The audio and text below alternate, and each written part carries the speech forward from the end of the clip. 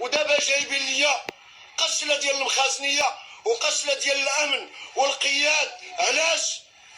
على اننا بغينا نتكلموا على الغلاء ديال الاسعار، بغينا نتكلموا على المسؤولين اللي ما حاسباتهمش الدوله.